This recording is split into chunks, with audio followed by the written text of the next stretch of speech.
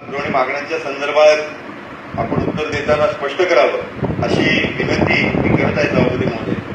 नगरविकास विभाग बाब क्रमांक 68 पृष्ठ क्रमांक 54.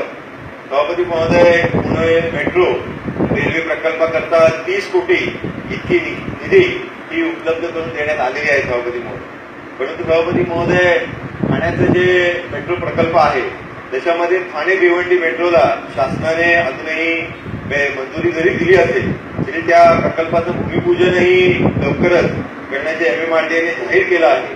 पण त्या संदर्भात अजूनही भूमिपूजन झालं नाही किंवा त्या संदर्भात भूमिकाही राज्य शासनाची स्पष्ट होत नाही. तर तेही उत्तरामध्ये सभापती महोदय स्पष्ट व्हावं.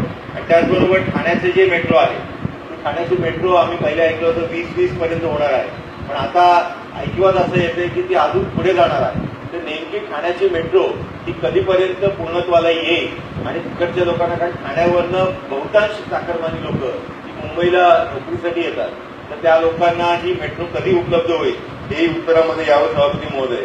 विधी व न्याय विभाग बाब क्रमांक 100 पान क्रमांक 106.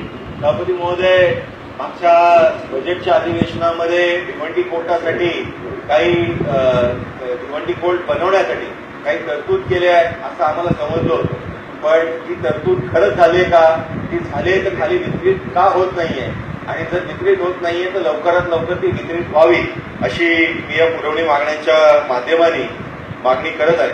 सभापती महोदय, शालेय शिक्षण विभाग बाब क्रमांक 54 पृष्ठ क्रमांक 45.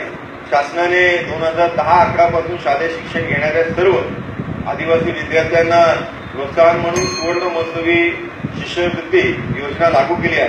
परंतु अद्यापही ठाणे जिल्ह्यातील जिल्हा परिषद अंतर्गत असलेल्या शाळांची लाभार्थी विद्यार्थ्यांना मागील 2 वर्षापासून सुवर्ण महोत्सवी शिष्यवृत्ती योजना अंतर्गत शिष्यवृत्तीची रक्कम अद्याप मिळालेली नाहीये.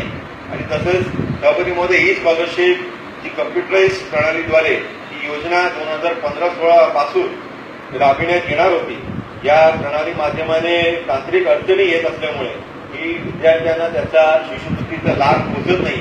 त्याच्यामुळे या बाबतीतही सभापती महोदय, या आदिवासी विद्यार्थ्यांना शिष्यवृत्तीची रक्कम अदा करण्याबाबत शासनाकडे मी विनंती करत आहे. सभापती महोदय, शालेय शिक्षण विभाग बाब क्रमांक 52 पान क्रमांक 44. 11वीची ऑनलाईन प्रक्रिया सभापती महोदय चालू आहे, पण याच्यामध्ये दोष आहे आणि त्याच्यामुळे मी जर स्वतः त्या तिकडे एखाद्या शाळेचं, एखाद्या कॉलेजचं जर मी माझं चॉईस केली तरी सभापती महोदय त्या तिकडे जागा अवेलेबल असताना, म्हणजे एक उदाहरणच द्यायचं, कारण नेहमीच मंत्री महोदय सांगतात की केस टू केस सांगा. तर त्या तिकडे ठाण्यामध्ये MS शाळा आहे किंवा त्या तिकडे आमची जी निव इंग्लिश स्कूल आहे त्या तिकडे मुलांनी चॉईस दिल्यानंतरही 100च्या 100 जागा त्या तिकडे अवेलेबल असताना मुलांना अजूनही त्या तिकडे ऍडमिशन भेटत नाहीये आणि त्याच्यामुळे ज्या आपल्या अनुदानित तुकड्या आहेत त्या रिकाम्या राहतात. अशी परिस्थिती सभापती महोदय त्या तिकडे उपलब्ध अशी परिस्थिती तयार झाली आहे. त्याच्यामुळे त्या बाबतही शासनाने ठोस कारवाई करावी. सभापती महोदय, शेवटचं एक दोन मुद्दे फक्त मांडतो, जास्त वेळ घेणार नाही. एकच मुद्दा आहे, 2 मुद्दे. बाब क्रमांक 1 पान क्रमांक 6 सामान्य प्रशासन. एसटी कामगारांबद्दल सभापती महोदय, शासनाची भूमिका काही स्पष्ट होत नाही. एसटी कामगारांच्या संदर्भातली जी त्यांच्या वेदना आहेत ते वारंवार शासनाकडे पोहोचवण्यात आले. त्यांचे डेलिगेशन त्यांच्या युनियनच्या माध्यमाने आपल्याकडे लोक आलेली आहेत, पण जी मागणी आहे की एसटी कामगारांना गव्हर्नमेंट सर्व्हिसमध्ये घेण्यात यावं, त्यांना शासकीय सेवेत घेण्यात यावं, या बाबतीत शासनाने या पुरवणी मागण्यांच्या माध्यमाने त्यांची भूमिका ही स्पष्ट करावी. सांस्कृतिक विभागासंदर्भात सभापती बोलत असताना या इकडे नाट्यगृहामध्ये नाट्यगृहाचा निलमताईंनी विषय घेतला की राज्यभरामध्ये हा विषय असताना ठाण्यामध्ये आमचे 2च महत्वाचे नाट्यगृह आहेत, ते म्हणजे गडकरी रंगायतन आणि काशीनाथ घाणेकर. काशीनाथ घाणेकर आज बंद आहे कारण त्यांकडे मेंटेनन्सचं काम चालू आहे आणि त्याच प्रकारे गडकरी रंगायतनचंही गळती छत याच्यामुळे गडकरी रंगायतनही बंद होईल का अशी परिस्थिती आहे. त्याच्यामुळे ठाणेकरचे ठाण्यामधले जे रसिक प्रेक्षक आहेत त्यांना या सेवेमधून वंचित राहावं लागेल. सभापती महोदय, आपण एक शेवटचा विषय मला मांडायला परवानगी द्यावी. ऊर्जा विभाग.